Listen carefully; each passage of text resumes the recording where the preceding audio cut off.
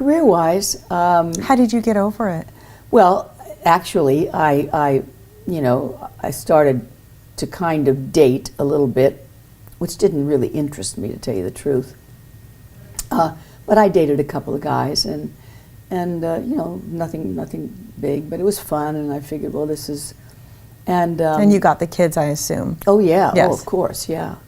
Especially at that time. And he would come mostly. Jack was never a great father. I mean, it was not his thing either. I mean, he was thrilled. He wanted a daughter desperately. He never got one. But Ryan, my last son, Jack was then more at an age where he did appreciate having a son, and so Ryan became sort of his favorite.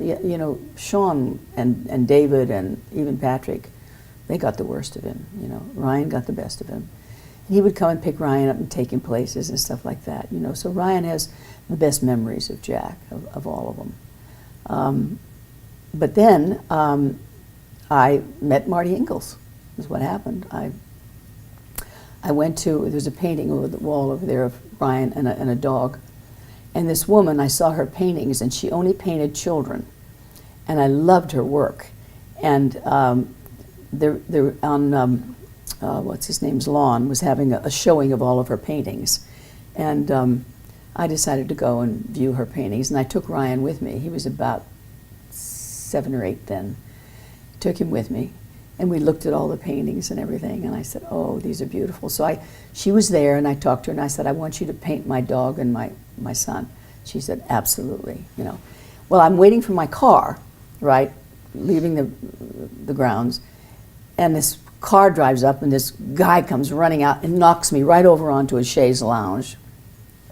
People come running over to pick me up, and he said, oh, I'm sorry. He said, oh, and he looked at me like he was looking at some kind of, I don't know what. He said, I'm sorry. He said, my name is Marty Engles. I said, oh. I said, hello. I said, I'm Shirley Jones. He said, I know. And he said, oh, I'm so sorry. He said, it's so nice to meet you. And he stared at me like he was looking at some kind of, I don't know, a miracle or something. Right. It was kind of a, yeah.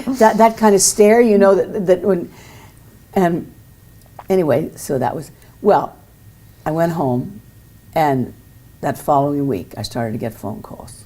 One after another was him. He went to the William Morris office and paid $15 to get my phone number from a secretary and called me at home. And he left messages mostly, and I never called him back. Finally, he got me on the phone. And he said, I've been calling you. I said, yes, I know. I said, what is it that you want? And he said, oh, no, I don't want anything. He said, I just want to talk to you. He said, I just want to know, what's your favorite color? What's the best thing you ever did? Do you like animals? He went on and on and on and on. I said, hold it. I said, why are you calling me? I said, are you calling me to ask me for a date, or are you calling me to find out what my whole life is about? He said, well, I guess I'm calling to ask for a date. I said, okay, I'll go out with you, I said. And that's how it started.